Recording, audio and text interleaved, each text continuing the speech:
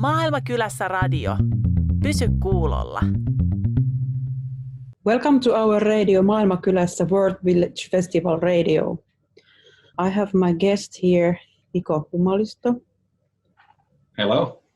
Hey, nice to have you here. You are an economical law expert in Suomen Lähetysseuran. Yes.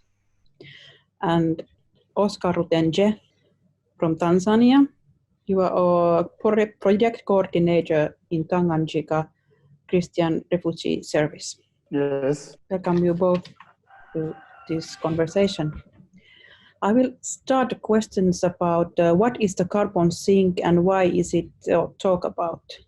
Basically, if you put it in a very concrete terms, carbon sink is basically anything that absorbs and stores more carbon from the atmosphere that it actually releases carbon dioxide.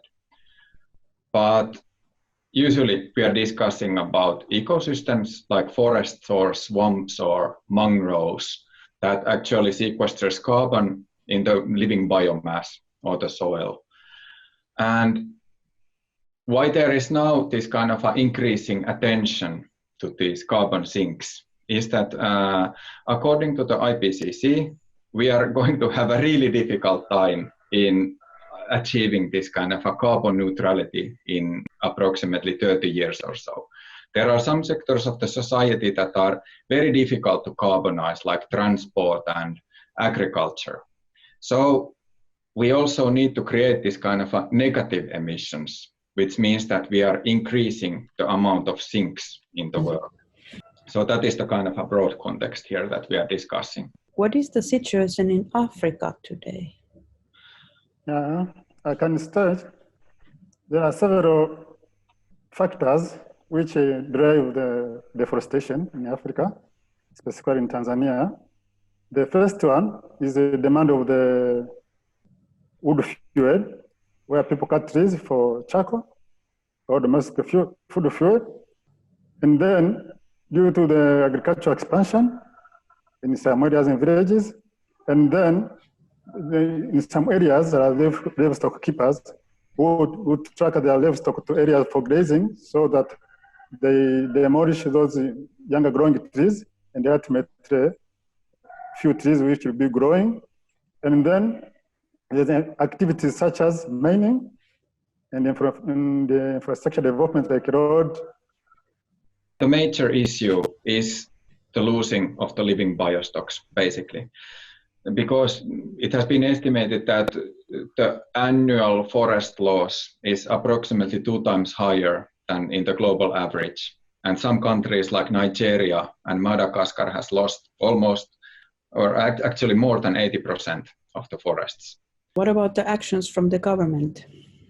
Actually, the government has a national forest policy which prohibits people to cut trees randomly without plans.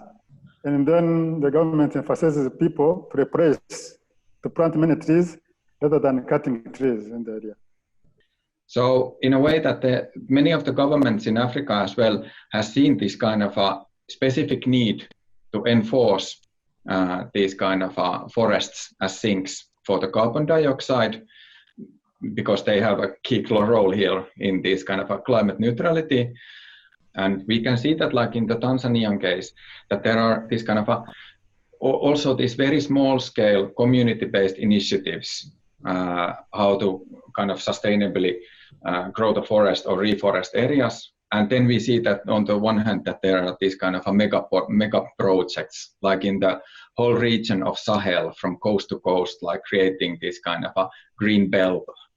I think it was exceeding more than 8,000 kilometers, if yes. correct. So there are these kind of a different kind of a scaled responses to this forest loss. But then it is also a question that how to adapt to climate change. And there where we see that, living good on this kind of old growth forest, for instance, they are very resistant to forest fires and they actually, mitigate floods and droughts and so on. So it is that the forests are also this kind of a mechanism how to adapt to the ongoing climate change.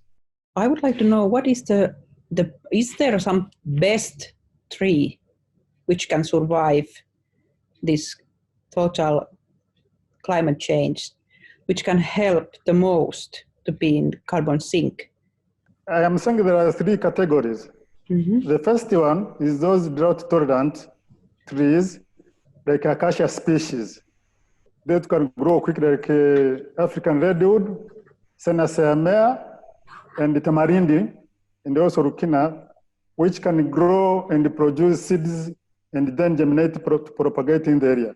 And another group is those multipurpose trees, multi-use, which can be planted for the purpose of protecting environment, but at the same time can produce fruits for domestic use, for nutritional improvement, and at the same time for income generation. For example, mangoes, pawpaws, and citruses, which can be harvested for domestic use as a food, and at the same time for selling, for gaining finance. Yeah, I think this is a very good question that you make. It's in a way it's very tricky, but an important one, because the point is that in a way that if we want to maximize this kind of carbon sequestration potential on a short term, you want to have these kind of fast growing trees, usually monocultures. But like Oscar mentioned, that we have to also consider at the same time this kind of longevity of these plantations or these reforested areas, the kind of livelihood opportunities that they give for the people, and also that they would promote environmental sustainability and this kind of building resilience towards the climate change. Can Africa be a pioneer of fighting against the climate change? Yes, the climate change is global, but in Tanzania we emphasize on tree forest management. People can make sure that they plant tree at their homestead and institutions like schools. And another one is sustainable agricultural practices. To use these agroforestry practices where they can intercrop crops with trees, so that trees to grow and at the same time the crops to grow. So we need collective efforts of nations and governments to collaborate. We can put our effort together to combat climate change. For example, now in Kishapu we have this carbon compensation project operating in 2 villages.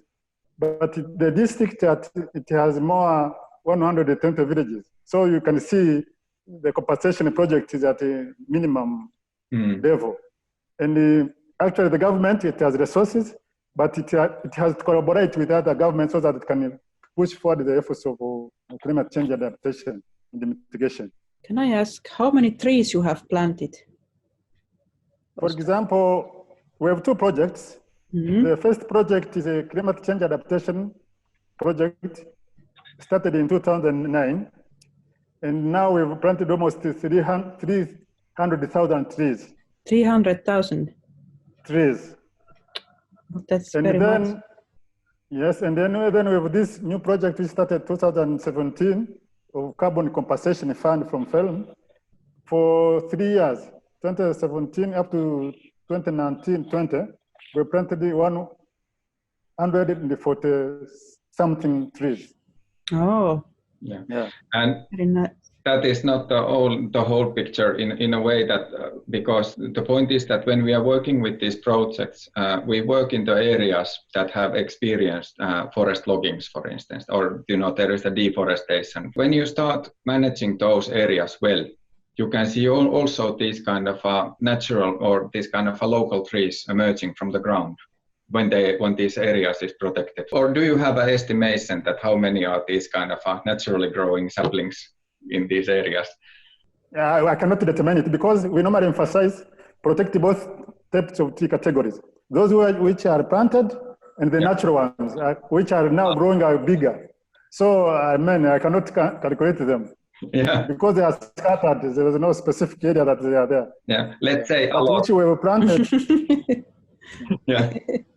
Nice. Yeah. But the one which we've been planting, because we have records, we have distribution sheets in the tree nurseries, we record those, so it is very easy to monitor what we have planted. Yeah. Yeah.